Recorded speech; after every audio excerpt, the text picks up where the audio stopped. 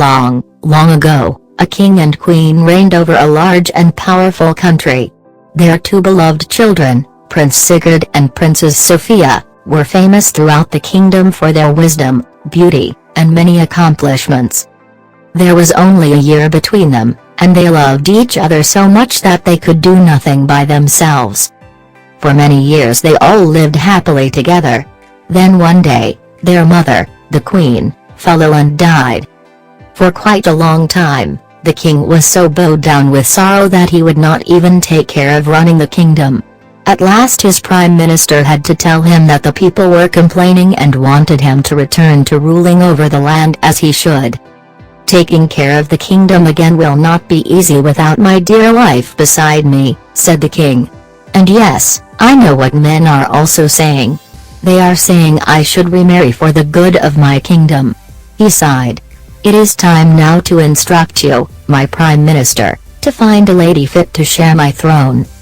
A group of court attendants were quickly gathered, with the prime minister as the leader, to visit the greatest courts in the world, and to choose a new queen.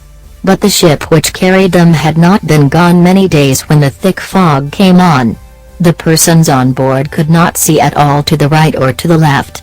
For a whole month the ship drifted about in darkness, till at last the fog lifted and they saw a cliff jutting out just in front of them. The crew did not know where they were, but at any rate they were grateful to see land, and hoped to find fresh fruit and water there. Taking a small rowboat, the prime minister rowed to land, in order to explore and find out if the island was safe. He had not gone far when he heard music.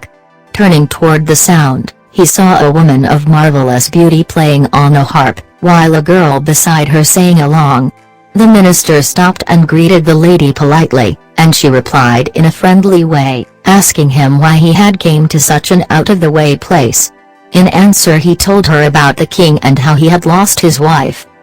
"Indeed, I have the same situation as your master," replied the lady. "I was once married to a mighty king who ruled over this land, until pirates came and killed him and put all the people to death. But I managed to escape, and hid myself here with my daughter." The daughter whispered, "Mother, are you speaking the truth?" "Remember your promise," the mother angrily whispered to her, giving her a pinch which the prime minister did not see. "What is your name, then, madam?" asked he. "Blaauver," she replied, "and my daughter's name is Linek." After this they talked of many things. The prime minister was so impressed by her beauty, charm and worldliness that he soon persuaded her to return with him on his ship and to marry the king. As they looked back at the island from the ship, they could see that the island was completely barren and deserted and not fit for people to live in, but about that nobody cared. They had a speedy voyage home, and in 6 days they reached land. At once the prime minister sent a messenger on ahead to the capital, to inform the king of what he had found. When His Majesty's eyes fell on the two beautiful women, clad in dresses of gold and silver, he forgot his sorrows and ordered preparations for the wedding to be made at once. After the marriage, the king could no longer make any decision by himself. His wife had to be consulted on all matters. She attended all his council meetings, and her opinion was asked before making peace or war. Yet the king could not help noticing something strange. Whenever anyone disagreed with the new queen, for example, that person soon disappeared without a trace. He also noticed that many people at court were keeping a distance from his new wife, especially his two children. One day, the queen insisted that his two children must move out of the castle altogether. The king felt he had to go along with her wishes, though he saw to it they had a comfortable and luxurious castle, with servants and carriages and anything they could possibly want. Soon afterwards, his wife said to him that it was time for him to make a tour of his kingdom and see that his governors were not cheating him of the money that was his due. "And you need not worry about going," she added, "for I will rule the country while you are away as carefully as you would yourself."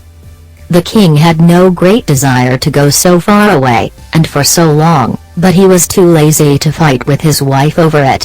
So he said nothing and set about his preparations. Still he felt uneasy, and the night before he was to leave he went to the children's palace to say goodbye to his son and daughter. He had not seen them for some time and they rushed into his arms, for they loved him dearly. After a good deal of merry talk, he said, "There is something important I must tell you. If I should never come back from this journey I fear that it may not be safe for you to stay here anymore. I will tell you a safe place where you can go. If you learn that I have died, then you must leave immediately. Take the road going eastward till you reach a high mountain. Once you cross over the mountain, keep along by the side of a little bay and look carefully for two unusual trees. One is entirely blue and the other is entirely red. These are two magical trees. Each of you can hide inside the trunks of these trees. Only then will you both be safe from your enemies." With these words the king kissed them goodbye and boarded his ship. In the first few days of his journey, the wind was fair and everything seemed to go smoothly. Then suddenly a gale sprang up and a fearful storm of thunder and lightning such as had never happened before. In spite of the efforts of the frightened sailors, the ship was driven onto the rocks. Not a man on board was saved. That very night the young prince, Prince Sigurd, had a dream in which he thought his father appeared to him in clothes dripping wet. Taking the crown from his head, his father had laid it at his son's feet, and then he had left the room. Hastily the prince awoke his sister Sophia. They agreed the dream meant that their father must be dead and that they must lose no time in obeying his orders and fleeing to safety. So they collected their jewels and a few clothes and left the house. They hurried on till they arrived at the mountain without once looking back. Then Prince Sigurd glanced round and saw that their stepmother was following them, with an expression on her face which made her uglier than the ugliest old witch could be. He and his sister hurried on more quickly than before till they reached the grove with the red and blue trees, which they recognized instantly. Quickly they jumped into the tree trunks, and felt that at last there they would be safe. Now at that time there reigned in the faraway country of Greece a king who was very rich and powerful. He had one son, a young prince who was the pride of his father's heart. The young prince of Greece had heard reports of the Princess Sophia's beauty and many accomplishments, and he determined to seek her out and to ask for her hand in marriage. Of all this the queen, Blaauver, found out by means of her black arts. So when the Prince of Greece came near the capital, she put a splendid dress on her own daughter, Lineik, and then went to meet her guest. She welcomed the Prince of Greece to her palace, and when he asked to see the famous Princess Sophia, admired for her beauty and skills, the queen brought forward her daughter Lineik. The prince looked at her and was rather disappointed. There seemed to be something missing in the expression on her face. "Oh, you must not wonder at her pale face and heavy eyes," said the queen hastily, for she saw what was passing in his mind. She has never gotten over the loss of two fathers, her first father and now, apparently, my husband. That shows a good heart, thought the prince, and when she is happy her beauty will come back, no doubt. So without any further delay he begged the queen to agree to their engagement, for the marriage must take place in his own country of Greece. The queen was delighted. She had hardly expected to succeed so soon. At once, she set about her preparations.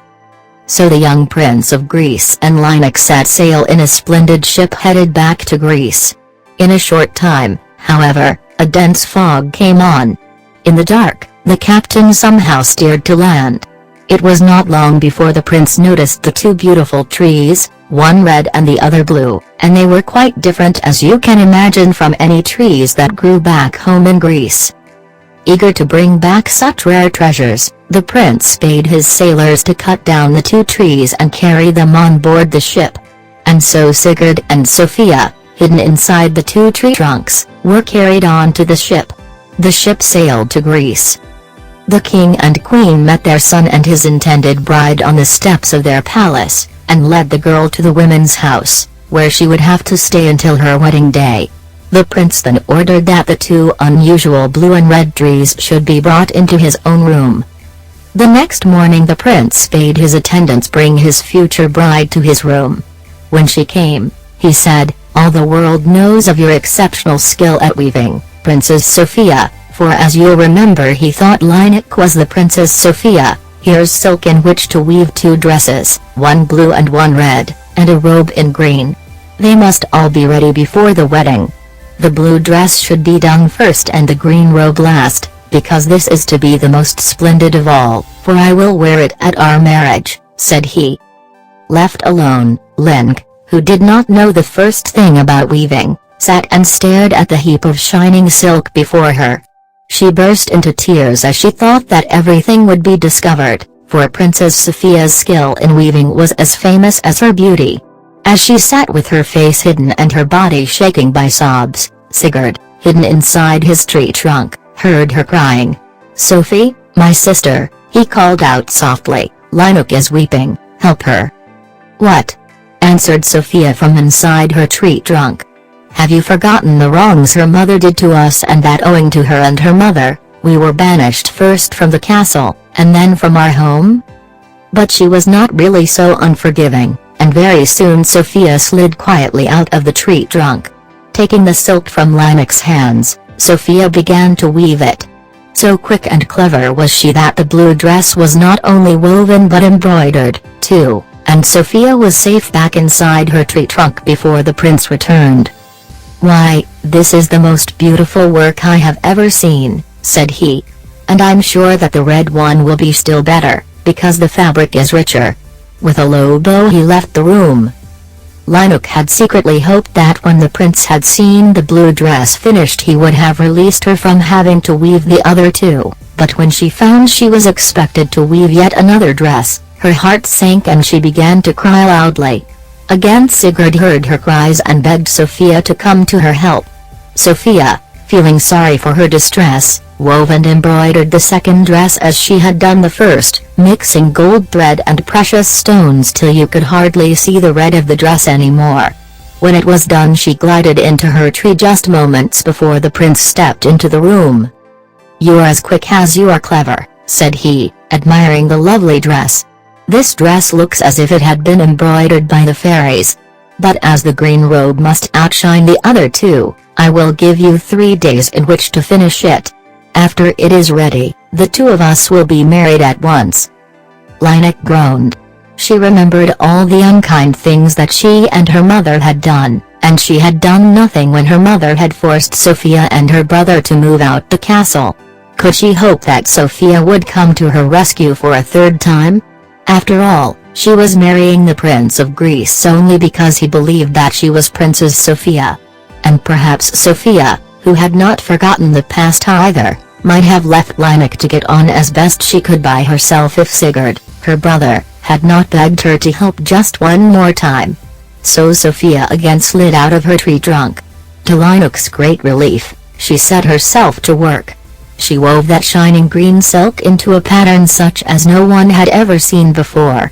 But it took a long time, and on the 3rd morning, just as she was putting the last stitches into the last flower, the prince walked in.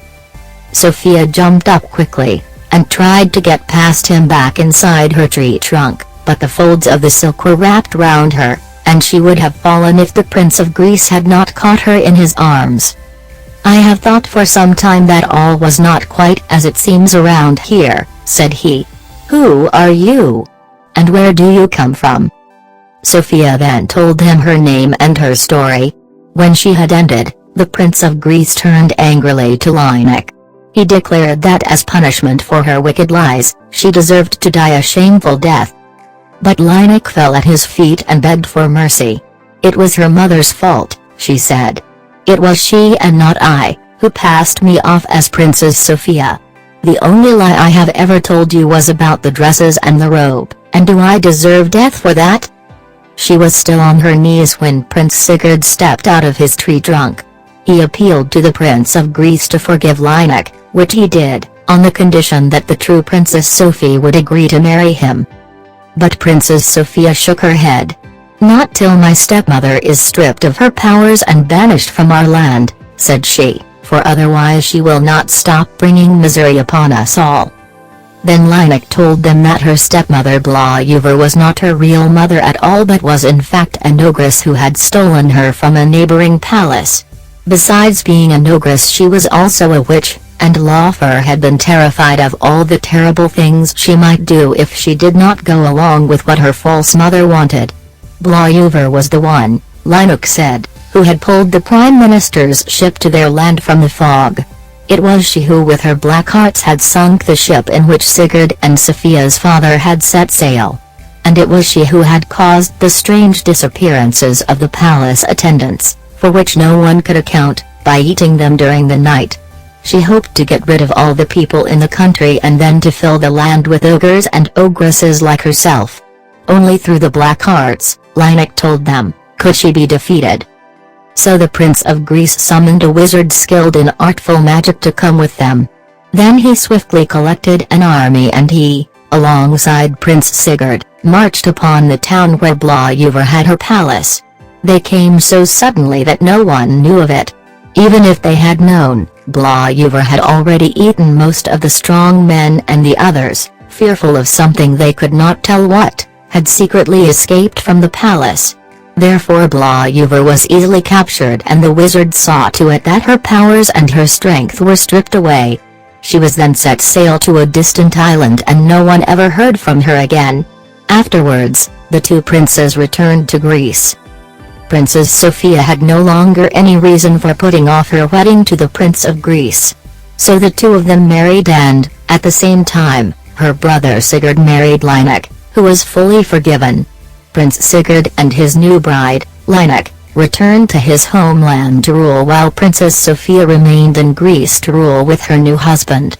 Yet the brother and sisters stayed close in the years that followed, visited each another as frequently as they could, and they all lived happily ever after.